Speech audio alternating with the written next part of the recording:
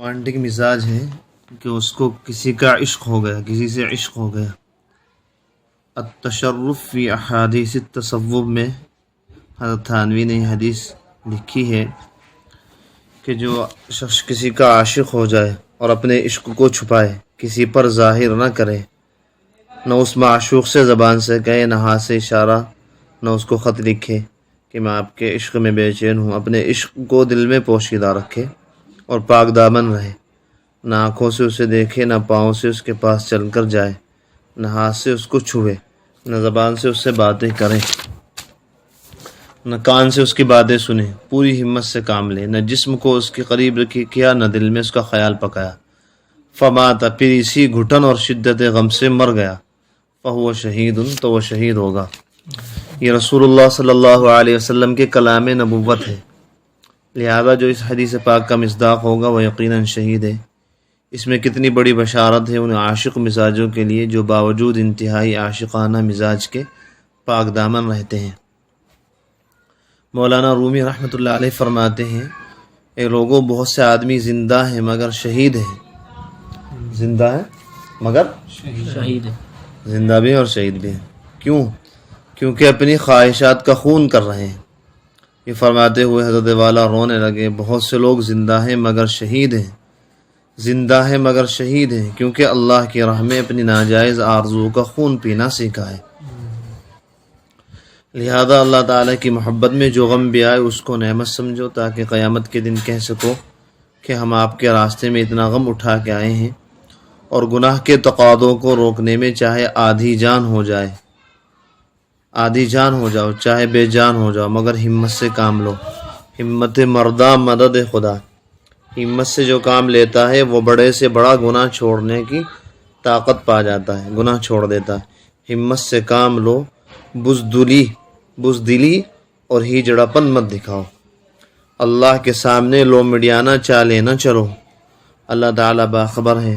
حضرت والا نے انتہائی درد سے روتے ہوئے فرمایا کہ اللہ کے لیے، اللہ کے لیے، اللہ کے لیے گناہوں کے چھوڑنے میں پوری ہمت خرچ کر دو، انشاءاللہ تعالیٰ گناہوں کو چھوڑنے میں ایسا مزہ آئے گا جو بادشاہوں کو بھی نصیب نہیں ہوا، اور دنیا میں بھی عزت ملے گی۔ لیکن دنیا کی عزت کے لیے گناہوں کو مت چھوڑو، اللہ کو راضی کرنے کے لیے چھوڑو۔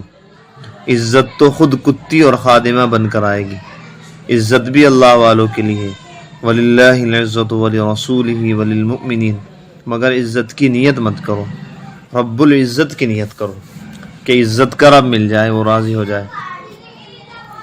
اور غم سے مراد وہ مشقت بھی ہے جو نیک اعمال کرنے میں ہوتی ہے، اور یہ بھی غم ہے جیسے نماز پڑھنے کی مشقت، زکوٰۃ دینے کا غم، حج کی تکلیف، روزوں کی مشقت۔ بعض لوگوں کو رمضان شریف آنے کا بہت غم بلکہ خوف ہوتا ہے۔ جیسے ایک دیہات میں ایک مولوی صاحب گئے اور دیہاتیوں سے کہا، دیکھو رمضان شریف آ رہے ہیں، 1 مہینہ روزہ رکھنا پڑے گا۔ دیہاتیوں نے پوچھا کہ رمضان شریف کدھر سے آتے ہیں؟ مولوی صاحب نے کہا کہ مغرب کی طرف سے جب چاند نظر آتا ہے 29 تاریخ کو۔ سب دیہاتی 29 تاریخ کو لاٹھیاں لے کر گاؤں کے باہر کھڑے ہو گئے۔ مغرب کی طرف سے ایک اونٹ والا آیا تو گاؤں والے لاٹھی لے کر دوڑے اور پوچھا، تمہارا کیا نام ہے؟ اس نے کہا رمضان علی۔ بس غضب ہوگا، اس پر لاٹھیوں کی بوچھاڑ کر دی، وہ بیچارہ گھبرا گیا اور اونٹ کو واپس لے کر بھاگا۔ 1 مہینے کے بعد مولوی صاحب آئے اور پوچھا، رمضان شریف میں روزے رکھے تھے؟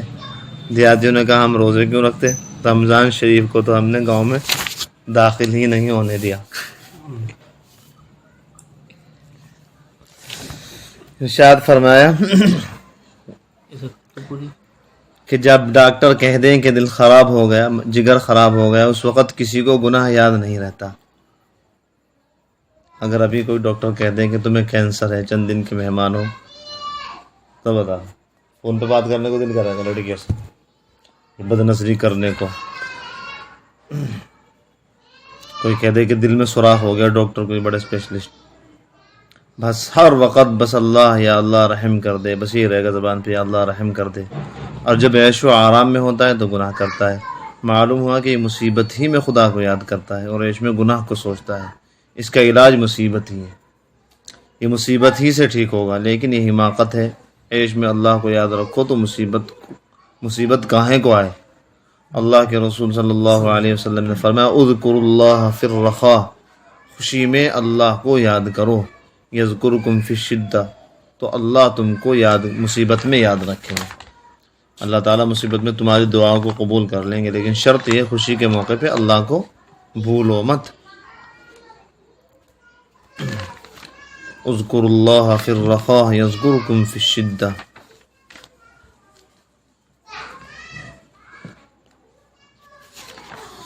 سنیے جی، میرے شیخ اول حضرت شاہ عبد الغنی رحمۃ اللہ علیہ نے فرمایا کہ مجھے چٹنی روٹی میں بریانی کا مزہ آ رہا ہے، اس لیے کہ میرا مولا کھلا رہا ہے۔ حضرت نے ہرنے والے پر یہی فرمایا کہ مجھے چٹنی روٹی میں بریانی کا مزہ آ رہا ہے۔ میں نے عرض کیا کہ حضرت آپ تو اپنے ہاتھ سے کھا رہے ہیں، یعنی آپ یہ کیوں کہہ رہے ہیں کہ مجھے میرا مولا کھلا رہا ہے؟ فرمایا میرا ہاتھ انہی کی رحمت سے کام کر رہا ہے، لہذا میرے ہاتھ میں انہی کا ہاتھ چھپا ہوا ہے، کیونکہ اگر فالج گرا دیں تو یہ ہاتھ منہ تک نہیں آ سکتا۔ اگر مجنوں کو لیلا اپنے ہاتھ سے کھلائے تو اسے کتنا مزہ آئے گا، لیکن در حقیقت لیلا مرنے والی، گلنے والی اور سڑنے والی، اور اس کا حسن بھی ختم ہونے والا ہے، جبکہ اللہ تعالیٰ کی ذات غیر فانی اور زندہ رہنے والی ہے۔ مولا کا عشق لیلا کے عشق سے کیسے اور کیوں کم ہو سکتا ہے؟ مولا کی شان تو یہ ہے جو خود اللہ تعالیٰ نے فرمایا کل یوم ہوا فی شان، اللہ تعالیٰ ہر دن نئی شان میں ہوتے، ہر لمحے ہر لحظہ ان کی نئی شان ہوتی ہے۔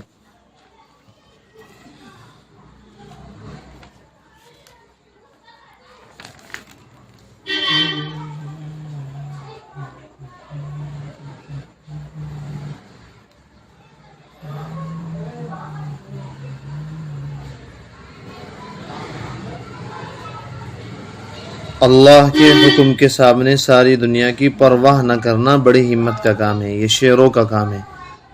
حضرت اپنے استاد اپنے شیخ کا واقعہ نقل کر رہے، حضرت والا شاہ برار الحق صاحب رحمۃ اللہ علیہ ایک مرتبہ دیوبند میں تشریف فرما تھے۔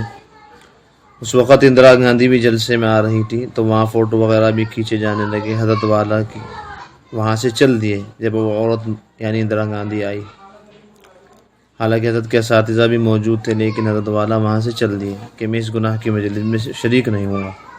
ساری دنیا دیوبند جا رہی تھی اور حضرت دیوبند سے واپس آ رہے تھے جب 100 سالہ جلسہ ہوا تھا۔ اللہ کے حکم کے سامنے ساری دنیا کی پرواہ نہ کرنا بڑی ہمت کا کام ہے، یہ شیروں کا کام ہے۔ اگر حضرت والا کو اللہ تعالیٰ سے مضبوط تعلق نہ ہوتا تو یہ ہمت ہوتی کہ بڑے بڑے علماء بیٹھے ہوئے ہیں، لیکن حضرت جس کام کو جائز نہیں سمجھا تو کسی کی پرواہ نہیں کی، بس اللہ کی رضا کو سامنے رکھا۔ سمجھ میں آیا کچھ بھائی؟ کر دے صوفی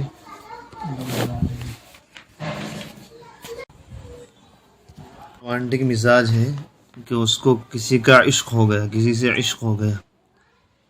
التشرف فی احادیث التصوف میں حضرت تھانوی نے حدیث لکھی ہے۔